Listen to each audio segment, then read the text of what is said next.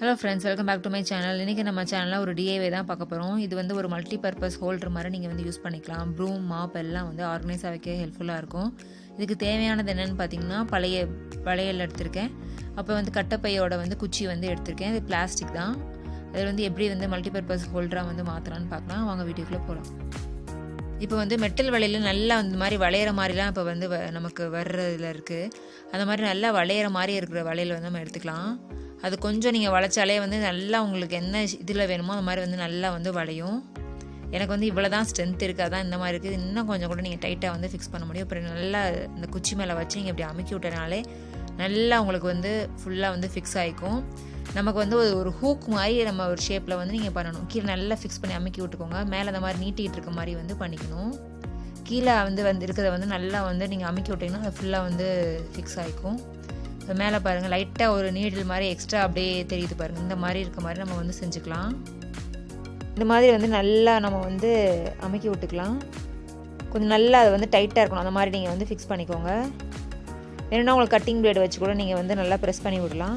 இதே மாதிரி இந்த வளையலில் வந்து நான் ஒரு 2-3 இதை வந்து செஞ்சுக்க போகிறேன். இது வந்து நல்ல ஈஸியாக பண்ணுற மாதிரி தான் இருக்கும். நம்ம வந்து சில வளையல்லாம் நம்ம வாங்கி கொஞ்ச நாள் வந்து கலர் போயிடும், மேலே ஒரு மாதிரிலாம் ஆன மாதிரி ஆயிரும்ல, அதெல்லாம் வந்து தூக்கி போடாமல் இந்த மாதிரி நம்ம யூஸ்ஃபுல்லாக வந்து மாற்றுறதுக்கு வந்து ஹெல்ப்ஃபுல்லாக இருக்கும். ஸோ இந்த மாதிரி ஃபுல்லாக வந்து 2-3 வந்து செஞ்சதுக்கப்புறம் உங்களுக்கு வந்து காமிக்கிறேன்.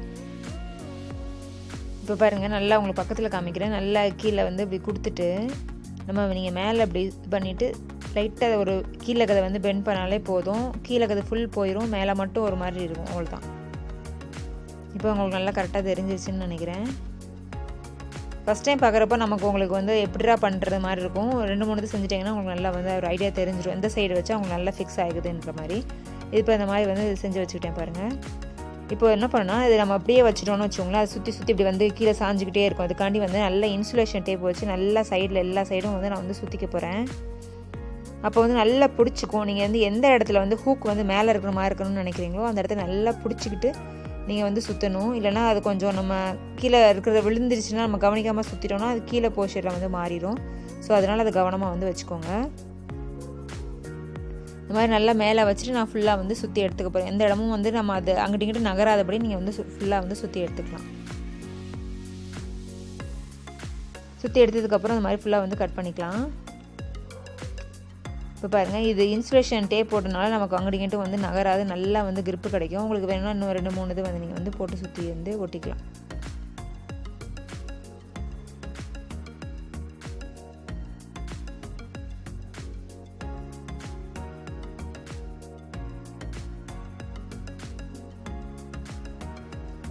இப்போ பாருங்கள், நல்லா வந்து சுற்றிக்கிறேன்.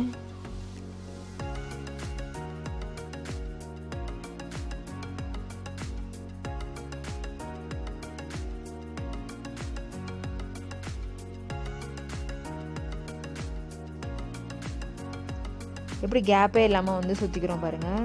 இந்த மாதிரி சுற்றி வந்து கொஞ்சம் கூட வந்து நீங்கள் கேப் இல்லாமல் இருந்தீங்கன்னா அது நல்லா வந்து எவ்வளோ வெயிட் போட்டாலும் உங்களுக்கு வந்து அது தாங்கும். நல்லா வந்து இழுத்து வந்து பிடிச்சிக்கிட்டு இருக்கும் பாருங்கள். அந்த மாதிரி நல்லா டைட்டாக வந்து நீங்கள் வந்து ஒட்டிக்கணும். கொஞ்சம் கேப் இருந்தால் கூட நம்ம வெயிட்டானதெல்லாம் வந்து அதில் தொங்க ஓட்டணும், அதில் வந்து பிஞ்சிட்டு வந்துடும். ஸோ அதுக்கு தான் வந்து நான் நல்லா டைட்டாக இருக்க மாதிரி பார்த்து வந்து சுற்ற சொல்கிறேன். இந்த மாதிரி உங்களுக்கு வந்து ஒன்று ஒட்டினதுக்கப்புறம் நடுவில் இருக்கிறது வந்து சென்டராக எந்த இடத்துல உங்களுக்கு வேணுமோ அந்த மாதிரி நீங்கள் அட்ஜஸ்ட் பண்ணி வந்து ஃபிக்ஸ் பண்ணிக்கலாம். நான் வந்து ஒரு 3 இது வர மாதிரி வந்து ஒட்ட போகிறேன். ஸோ அதனால் நான் வந்து இந்த மாதிரி கேப் விட்டு இது பண்ணிக்கிறேன். உங்களுக்கு இன்னும் கொஞ்சம் பக்கத்தில் இருந்தால் போதும் அப்படின்னா நீங்கள் அந்த மாதிரி கூட வந்து நீங்கள் பண்ணிக்கலாம். இந்த மாதிரி எல்லா 3 இதையும் நான் வந்து ஃபுல்லாக டைட்டாக வந்து ஒட்டிக்கிட்டேன் பாருங்கள். இது வந்து நீங்கள் அப்படியே கூட விடுறனா விட்டுக்கலாம். அது பார்க்குறதுக்கான ஒரு மாதிரி இருக்குன்னா நீங்கள் வந்து கலர்லேயே இன்சுலேஷன் டேப்லாம் வந்து கிடைக்கும், அந்த மாதிரி கூட நீங்கள் வந்து பண்ணிக்கலாம். நான் ஒரு லேஸ் தான் வந்து இது மேலே வந்து ஃபுல்லாக வந்து நல்லா கவர் பண்ணுற மாதிரி சுற்ற போகிறேன். அப்போ கொஞ்சம் பார்க்க நல்லா இருக்குங்கிறக்காண்டி. இப்போ வந்து லேஸ் இந்த மாதிரி இதுனா நீங்கள் இது கூட ஒரு வேஸ்ட்டு லேஸ் தான். எனக்கு ஒரு பழைய சுடிதார்லேருந்து நான் வேஸ்ட்டாக கட் பண்ணி எடுத்து வச்சது. ஃபெவி பாண்டு இல்லைனா நீங்கள் ஏதாவது க்ளூ கன் வச்சு கூட ஒட்டலாம். ஃபெவி பாண்ட் வச்சாலும் நல்லாவே தான் ஒட்டுது. ஸோ இந்த மாதிரி எல்லா கேப்லேயும் நம்ம நடுவில் கொஞ்சம் அங்கங்கே ஓரத்தில் 2 எட்ஜ்லேயும் நடுவுலையும் நம்ம பார்த்து ஒட்டினாலே போதும், நமக்கு வந்து நல்லா வந்து ஒட்டிக்கும். ஸோ நான் ஓரத்தில் லைட்டாக வந்து இப்போ தடவிக்கிறேன். தடவினதுக்கப்புறம் நம்ம லைட்டாக அந்த இடத்துல கொஞ்சம் நேரம் வந்து பிடிச்சி வச்சுக்கணும். அப்போ தான் அது நல்லா வந்து ஒட்டிக்கும். அதுக்கப்புறம் அந்த சைடில் மேலாப்பில் மட்டும் நம்ம நல்லா தேய்ச்சி விட்டாலே போதும். சுற்றி நம்ம அதை நல்லா அந்த லேஸை சுற்றினாலே போதும், நல்லா வந்து அது பிடிச்சி ஒட்டிக்கும். ஸோ இந்த மாதிரி வந்து ஃபுல்லாக வந்து நான் ஒட்டிக்க போகிறேன்.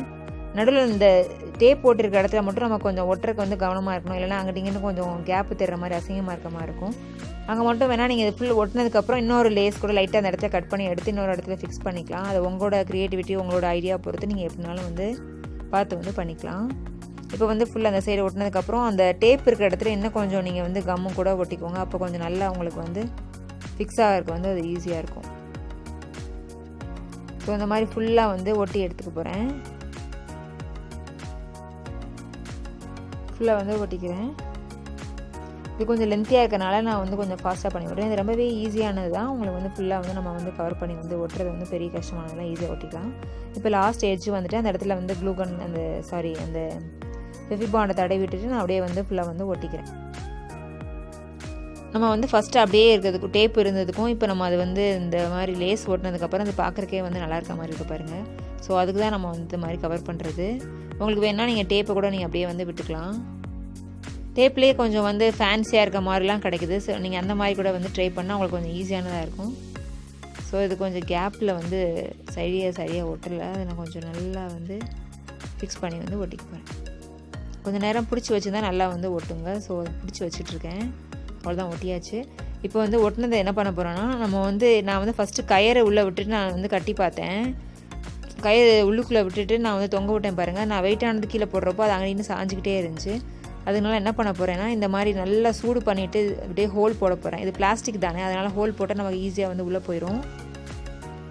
ஸோ அந்த மாதிரி ஃபுல்லாக 2 சைடும் நான் வந்து ஹோல் போட்டுட்டேன். அந்த ஹோலில் நீங்கள் ஆணி வச்சுட்டு அதுக்கப்புறம் நீங்கள் மார்க் பண்ணதுக்கப்புறம் ஆணி அடிச்சுட்டு நீங்கள் ஃபிக்ஸ் பண்ணிங்கன்னா நல்லா உங்களுக்கு வந்து கரெக்டாக இருக்குங்க. எங்கள் வீட்டில் வந்து செவுத்தில் ஆணி சரியாக இறங்கவே இறங்காது. ஸோ நான் எப்படியோ கஷ்டப்பட்டு ஒரு ஆணி அடித்து உங்களுக்கு வந்து காமிச்சிட்டேன். அதில் ஃபிக்ஸ் பண்ணி காமிக்கிறக்காண்டி காமிச்சிருக்கேன் பாருங்கள். நீங்கள் ஆணி மட்டும் நல்லா ஸ்ட்ராங்காக இருக்க மாதிரி அடிச்சதுக்கப்புறம் ஃபிக்ஸ் பண்ணிங்கன்னா நல்லா வந்து வெயிட் தாங்குதுங்க.